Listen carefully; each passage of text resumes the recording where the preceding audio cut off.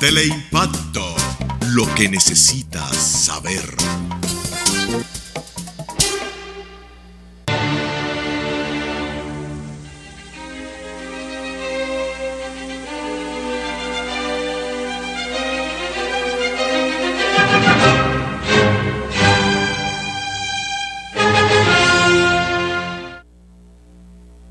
En todo el territorio de la República, que se habla por el Ministerio de Agenda Nacional, necesariamente pues tiene que ocuparse de este gran tollo que hemos hecho con Haití, que desde luego tiene como responsable al presidente de la República, Danilo Medina. Decimos esto porque la crónica que salió en su momento sobre la iniciativa de ir a Haití explicaba que fue una cosa improvisada. En esta cosa no se puede improvisar.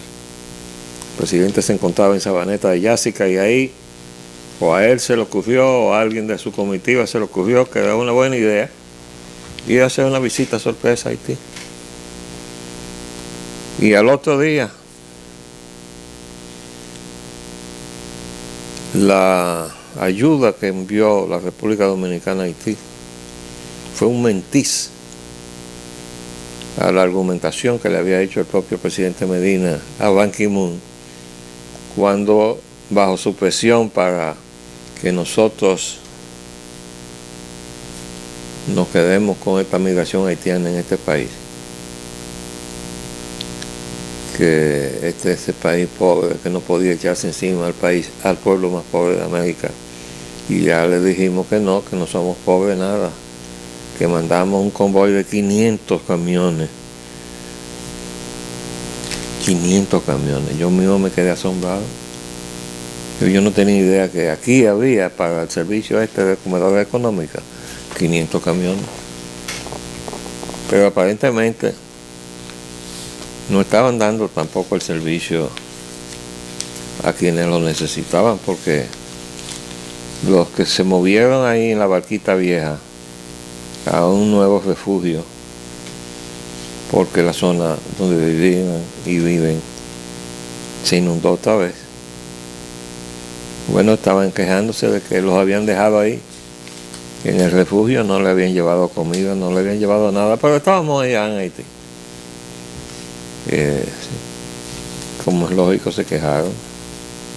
Como muchas otras partes del país, recuerdo específicamente que había en la zona de Monte Plata que una crecida del río se llevó el puente y quedaron aislados.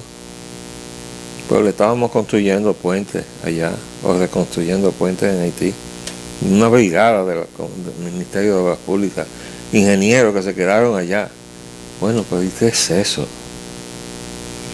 Pero el colmo fue que llevamos soldados. Pero bueno,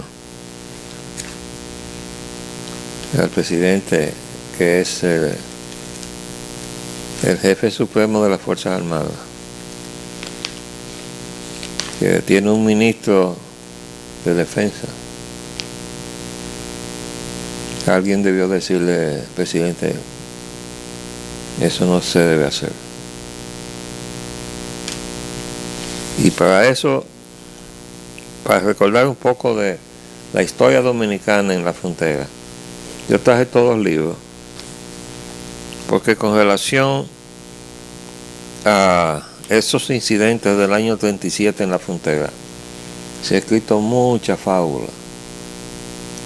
Y he escuchado toda clase de versiones, incluso una versión de los jesuitas, en las memorias que rindieron cuando cerraron la misión en la frontera, en Dajabón nada menos.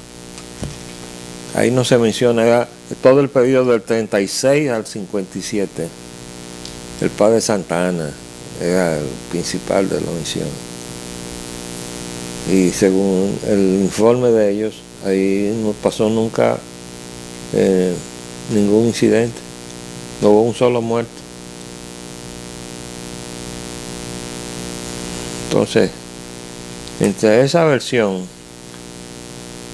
de quienes hoy nos hostigan a los dominicanos, los jesuitas,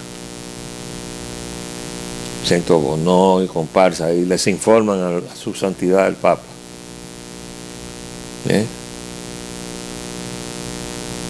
Y la versión que echaron a rodar entonces los exiliados, de que habían habido 35.000 muertos ahí en la frontera. Bueno, esos son sencillamente las manipulaciones de la verdad que se hacen de manera interesada. Yo traje estos dos documentos porque, y le agradezco su ayuda al amigo doctor Casanova, que me llamó desde Santiago para fijar mi atención precisamente en la forma en que estos dos enemigos de Trujillo se basaban en las informaciones de aquella época y daban lo que debe ser la verdad. Este es el libro de Jesús de Galíndez. Este es el agente de doble de los Vacos en Nueva York, agente del FBI y probablemente de la CIA también,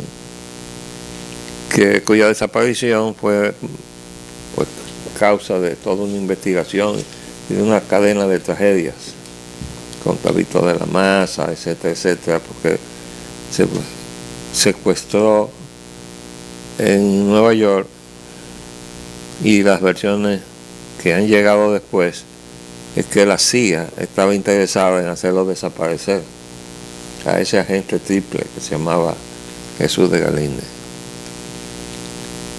Y por este lado está este Almoina,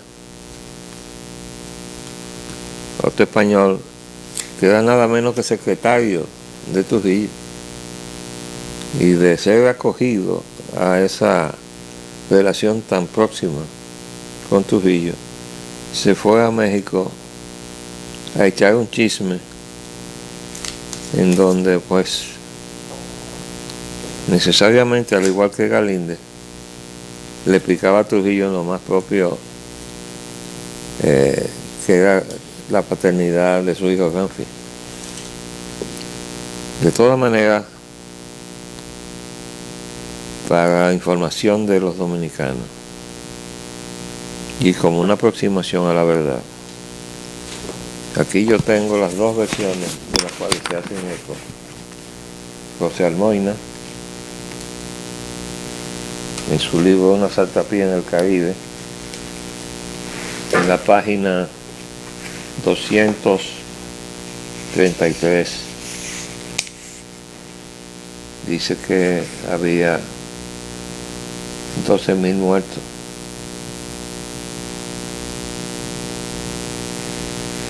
En la página 232 habla de 12.000 muertos.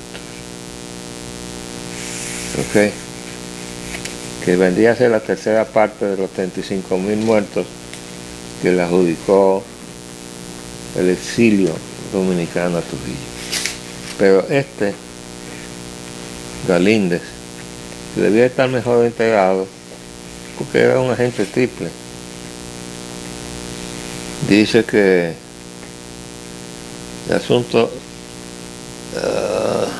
los sucesos, hubo por lo menos 300 muertos y otros tantos heridos, pero se teme que el recuento final de víctimas alcance a 1.700. Al mismo tiempo se da cuenta del excitado estado de ánimo entre los haitianos. Pero aquí más abajo dice, en esa información se habla ya, en forma no oficial, de 1.000 haitianos muertos. Entonces, decía alguien, en la guerra, la primera víctima era la verdad. Pero además ya hemos leído mucho con relación a cómo se hace la guerra de información y desinformación. Entonces, obviamente, de ese periodo que nosotros debimos aprender lo suficiente como para no desproteger la frontera, porque la frontera ha estado desprotegida. Hemos llegado a esta situación en donde ayer pues los titulares de la prensa que retiran soldados dominicanos de ser rechazados. Haití desprecia ayuda.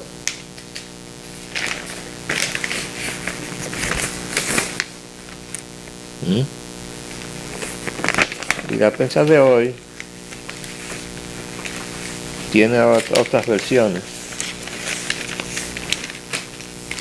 Dice aquí que el presidente haitiano llama hipócritas a sus congresistas. Y dice que Piver condena pidieran retiro de soldados de República Dominicana. Agradece a Danilo Medina ayuda enviada. Y el listín hoy pues dice poderes chocan en Haití por ayuda que le llevó República Dominicana. Ahora, me lució extraño también que habiendo ido personalmente Danilo Medina a Haití, pues Piver no lo llamó a él, sino que llamó a Vargas Maldonado, el canciller. Bueno, todo eso nos lleva a que las relaciones, los vínculos, porque de relaciones no se puede hablar. No podemos tener relaciones con algo que no existe. Y en Haití no hay gobierno. Y probablemente no haya gobierno en mucho tiempo. Porque los daños que sufrió ahora, en virtud del huracán, no le van a permitir que hacer elecciones en noviembre. Eso no es verdad. Además de que, aunque estamos faltos de noticias en ese aspecto, vamos a tratar de contactar al amigo Armando Armentero, porque supimos, pero tardíamente, que él entrevistó a Jean Bertin el viernes, que debe haber traído informaciones frescas de la verdad de la situación en Haití. Me refiero concretamente al hecho de que no habiendo nunca un registro civil, pues en Haití nunca ha habido tampoco padrón electoral. Y esa mojiganga que se ha repetido de que los migrantes van a su embajada aquí y se les cobra dinero y ellos están buscando documentación de Haití que no les llega, pero es que también se han encontrado falsificaciones y las informaciones han salido en la prensa que se han encontrado no solamente haitianos con documentos falsificados, sino que se han encontrado centros de falsificación. Eso nos pone sobre el tapete también que en eso nosotros tenemos que tener sumo cuidado. Por ejemplo, cuando se declaró que Haití iba a documentar a 100.000 de sus nacionales, nosotros debimos haberle exigido como condición para poder aceptar como buena esa documentación que proviniera de la organización del registro civil. El registro civil que nunca ha existido y que mientras no se organice, pues tampoco habrá padrón electoral. Y la situación trágica de los haitianos caminando el mundo indocumentados, que no es ninguna casualidad, porque eso es parte de toda la trama, que yo te mando mis inmigrantes y después yo niego que sean haitianos, como lo llegó a hacer Martelly en la frontera, que le prueben que son haitianos, o pues si están indocumentados. Pero sí teníamos nosotros aquí a Vargas Llosa, que vino a representar a ACNUR con la pretensión, ACNUR, que es solamente para atender refugiados de guerra y refugiados de persecuciones étnicas, religiosas y políticas, no para ayuda humanitaria, que era el caso. No, pero se presentó entonces el representante de ACNUR a crear un expediente de apatridia, es decir, de falta de patria, de documentación de origen, en perjuicio de los haitianos, porque nosotros no los hacíamos dominicanos. Y negando entonces que su constitución le daba la nacionalidad haitiana. Pero esa es parte de la trama en contra de la República y parte del mecanismo de la fusión de facto. Entonces nosotros tenemos que cuidarnos mucho. Por eso yo le he reclamado siempre a ese señor que se llama Roberto Rosario, la famosa listita esa de los 55,000 dominicanos, con aquella publicación in extenso, donde estaban entre muchos nombres haitianos, aquello de Natimuerto. Natimuerto como nombre, Natimuerto Pérez, Natimuerto Mitchell, qué sé yo, Natimuerto. Y cuando se le pidió una explicación, no la dio nunca.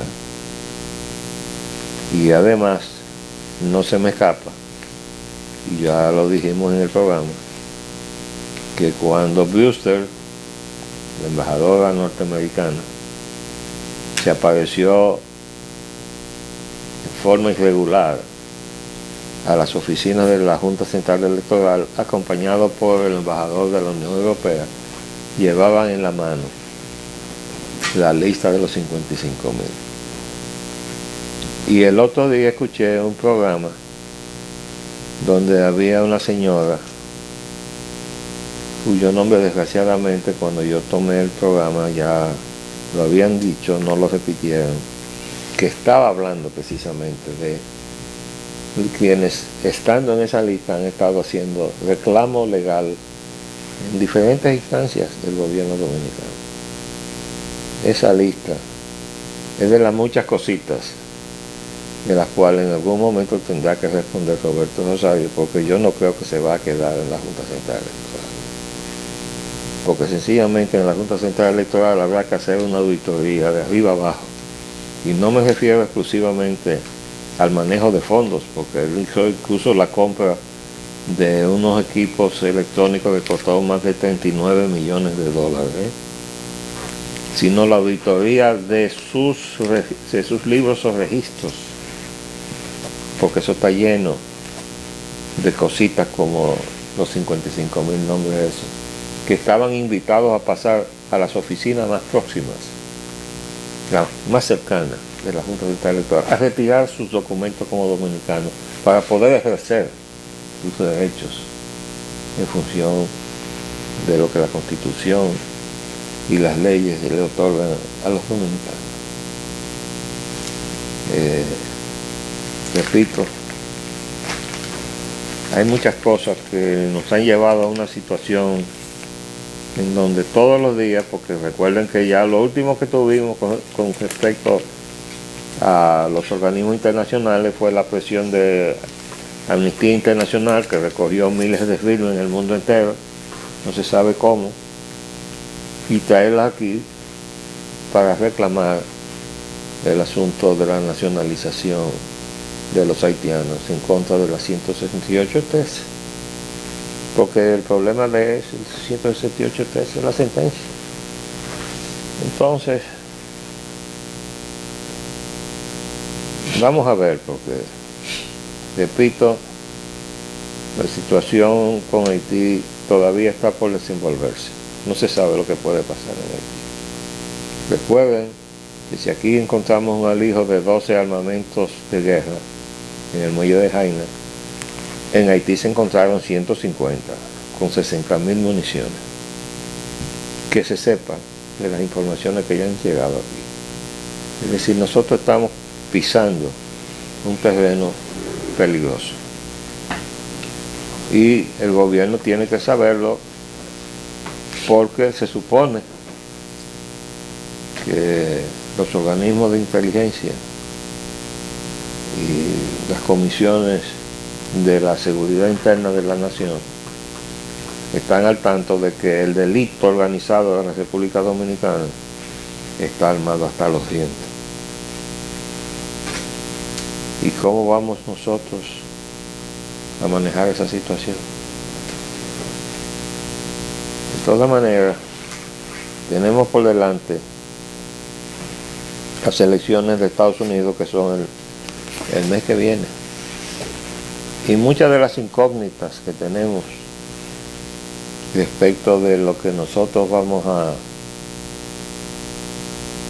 tener como solución o como problema con Haití, depende del resultado de esas elecciones. Aquí está lo que hemos redactado, y no sé, probablemente tengamos que leerlo mañana, pero quiero sí adelantar algunas de las cosas que estamos recomendándole a Trump que recoja. Primero, que le quite a la banca privada de los Estados Unidos la emisión del dólar norteamericano. Sabemos que esa es una de las cosas que le costó la vida a John F. Kennedy, junto con el retiro de las tropas norteamericanas de Vietnam. Pero eso es absolutamente necesario si se le va a buscar solución a una crisis que va incrementándose a nivel mundial, donde los bancos, ahora mismo el banco alemán Deutsche Bank ha sido multado de una manera sustancial por los Estados Unidos por trapacerías que han hecho, que acostumbran a hacer los bancos. Pero el colmo es que esa situación de inestabilidad mundial está fundamentada en la emisión irresponsable que se ha hecho de un dólar que no responde a la situación económica del país que los emite, puesto que el gobierno de Estados Unidos ha resultado ser, a esta altura del juego, el gobierno más endeudado del mundo. Entonces, su moneda debe estar en el suelo, ¿verdad? Eso es una de las cosas que se recomienda. Se ratifica el asunto del Tratado de Libre Comercio, pero creemos que lo más importante es que les decimos que asuma una visión crítica de las relaciones de Estados Unidos con Latinoamérica y que hagan mea culpa y que admitan que si bien el modelo de exportación de los empleos de Estados Unidos le ha hecho daño a Estados Unidos, la llegada de esos empleos a nuestras latitudes nos hace daño a nosotros. Quizás más daño a nosotros que lo que se le hace a ellos, que se le crea un vacío, pero a nosotros nos viene a expoliar, dándonos más pobreza de la que arrastra nuestra condición de subdesarrollo, puesto que el modelo se fundamenta en salarios de hambre acentuados con devaluación monetaria. Entonces, desde luego, cuando ese modelo nos crea pobres, ¿qué hacemos nosotros con los pobres que se nos crean? Se los mandamos a los Estados Unidos. Quiere decir que, como decía el refrán español, como si fuéramos pocos, parió la abuela. Porque si en Estados Unidos estaban escasos de empleo y entonces le llega toda esa cantidad de latinoamericanos que se han ido empobreciendo gracias al modelo a buscar una solución a su problema en Estados Unidos, va precisamente a llover sobre mojado sobre una situación que ya está saturada. Pero de eso vamos a hablar, porque le vamos a leer el documento en extenso mañana, si Dios así lo permite. Les hablo por la Espellananita. Hasta luego.